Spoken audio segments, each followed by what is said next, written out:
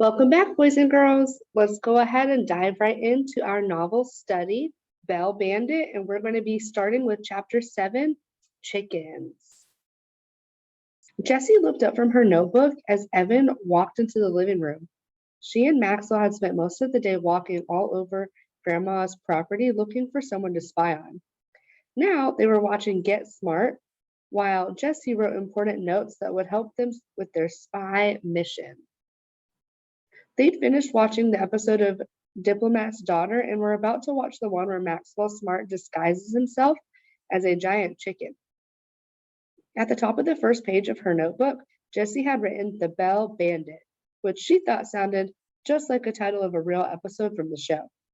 When Evan walked in, Jessie was surprised to see that he had his new snow boots on. "Not allowed," she said, pointing her pencil at the dripping boots. "You're tracking in snow." "Mom!" shouted Evan. "Mom, can you come here?" Jessie looked at Evan's face. It didn't look the way it usually did. It almost looked like Evan was scared of something. But that didn't make any sense because there was nothing to be afraid of here in the house. Jessie looked over at Maxwell. He hadn't even noticed that Evan had come in the room. He was busy watching the television. "What is it?" shouted Mrs. Tresky from the second floor. Evan took the stairs 2 at a time. 10 seconds later, Mrs. Tresky came hurrying down with Evan right behind her. Without saying a word, they disappeared into the kitchen. Jessie slowly got up from the couch and wandered after them, not sure she wanted to see what was going on. In the kitchen, Jessie's mom was trying to take Grandma's coat off, but Grandma kept twisting away, saying it was time to feed the chickens. Chickens, just like on Get Smart, but Jessie knew that Grandma didn't keep chickens anymore. She used to for years and years, and Jessie remembered the smelly coop and the soft fluff of feathers when she held a hen and the warm, smooth eggs that came in all different colors. That had been a long time ago when Jessie was just a little kid. Why was Grandma saying she had to feed the chickens now? "I'll feed the chickens, Mrs. Joyce," said Evan. Why was Evan calling Grandma Mrs. Joyce? "I'll take care of everything." "You don't know how," said Grandma angrily. "Susan, stop it. I have my chores to do." She swatted at Jessie's mom with her good hand and twisted away again. "Yes, I do," said Evan. "The feed is in the barn, in the barrel to the left of the door. I fill the empty milk jug, then shake it into the 2 feeders, and then I refill the pan with fresh water." Grandma stopped struggling. "How do you know that?" "I used to feed the chickens for you all the time," said Evan. Jessie thought his voice sounded funny, like it was being squeezed out of a toothpaste tube. "Did you?" Her voice was quiet. She looked at Evan for a long time. "All right then." Evan walked out the back door and headed for the barn. Where was he going? "Come on, Mom," said Mrs. Tresky, helping Grandma out of her coat. Grandma was very quiet now. It looked as if she was concentrating really hard on a particularly difficult jigsaw puzzle.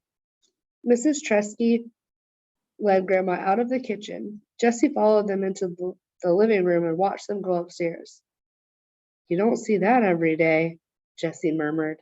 "You certainly don't," said Maxwell, right on cue, his eyes still glued on the TV set. Seconds later, Evan walked through the door. "Why did you pretend to feed the chickens?" Jessie blurted out. Evan pointed to the ceiling. "Is she upstairs?" "Yeah, with Mom." Jessie looked at Evan's face. "There are no chickens, Evan." Evan shrugged. "Yeah, I know. I just thought it would be the easiest thing. I don't know." "Is she pretending she doesn't know you again?" "It's not pretending, Jessie." Evan sounded angry. Why would he be angry? What had she done? "That doesn't make sense," said Jessie. "You don't just forget someone in your family. That's not possible." "Yeah, we'll tell Grandma that. You can talk to her. She remembers you." And now Jessie was positive that Evan was angry. "None of this makes sense," said Jessie. "I'm going to go get Mom." "No," said Evan. "Leave her alone. She's taking care of Grandma." "So," said Jessie, "she can still talk to me." She headed for the stairs. "Don't!" And the way he said it made Jessie stop and turn around. Maxwell laughed loudly at something on the TV, and Evan looked at him. Then, in a quiet voice, Evan said, "Why does he have to be here?" "Because we're watching TV," Jesse said. "What's wrong with Maxwell? Didn't Evan want him around?" "Whatever," said Evan as he headed for the kitchen. But before he left the room, he turned and said, "You were right. The bell's gone. We saw it, Grandma and me, just before she went loopy." Jesse went back to the couch and sat down next to Maxwell. Maybe there was something about the bell being gone that made Grandma forget. Jesse had been talking about the missing bell the first time Grandma went loopy. Now Grandma had seen the bell was gone. Jesse wondered if the bell was part of the problem. If the bell were back where it belonged, the way it had always been, would Grandma be better? "Tomorrow is New Year's Eve," Jesse said to Maxwell. "We've got to find that bell before midnight tomorrow." Since this last chapter was not as long, let's go ahead and keep going with chapter 8, Out of Whack. The next morning, Pete showed Evan how to use the plumb bob to determine a true vertical. They were replacing the windows on the second floor, and they needed to get the window casings set in straight. It turned out to be a lot trickier than he thought. "You can't just set them according to the studs," said Pete, "because this is an old house and the studs are cockeyed. And you can't use the floor or the ceiling to mark against, because the floor slopes and the ceiling sags. Old houses, everything is out of whack." Evan nodded. Old houses and old people, he thought. Pete showed him how the plumb bob worked. It was a heavy metal weight tied to a length of string, and when you let the weight hang free, the string made it a straight line that goes all the way to the center of the earth, according to Pete. "Really?" asked Evan. "Yep, no matter where you go, no matter what you're standing on, if you have a plumb bob, it points straight to the center of the earth." He handed the plumb bob to Evan to try out. "That's gravity for you." Evan hung the plumb bob from his finger like a yo-yo. "That is so cool." "Well, like my dad always says, gravity is our friend." Now that Pete had gone to the hardware store to buy a new box of galvanized screws, Evan was wandering around the house with the plumb bob to see if he could find even one thing that was the way it was supposed to be. It was surprising. Evan would look at the door and think it was straight, and then when he held up the string, he could see that it was crooked. The front door was out of whack. The railings on the stairs were out of whack. All the windows in the living room were out of whack. "This house is crazy," he announced loudly, even though there was no one there to hear him. His mother had gone to town to talk to the insurance agent handling the fire claim. Jesse was off with Maxwell, and Grandma was taking a nap. "You can say that again," a voice came from the kitchen. Evan walked to find his grandmother wrapping her new scarf around her neck. Her injured arm was still in its sling, but she managed to get the scarf on with just one good hand. "Grandma, you're supposed to be napping." He put the plumb bob on the kitchen counter next to the toaster and noticed that his mom's cell phone was plugged into the outlet charging. His mother's phone was old and the battery ran out just about every day. She kept saying she was going to replace it, but never did. "Says who?" said Grandma. "Mom said." "I'm not for Evan. I know when I'm tired and I know when I'm not." Evan was so relieved to hear that she knew who he was, he smiled. But then he saw that she was putting on her snow boots, and the smile disappeared from his face. "Where are you going?" "For a walk," said Grandma. "It makes me crazy being all cooped up." "No," said Evan firmly. "Mom doesn't want you going out." He was about to say alone, but he stopped himself. "Since when does your mother tell me what to do?"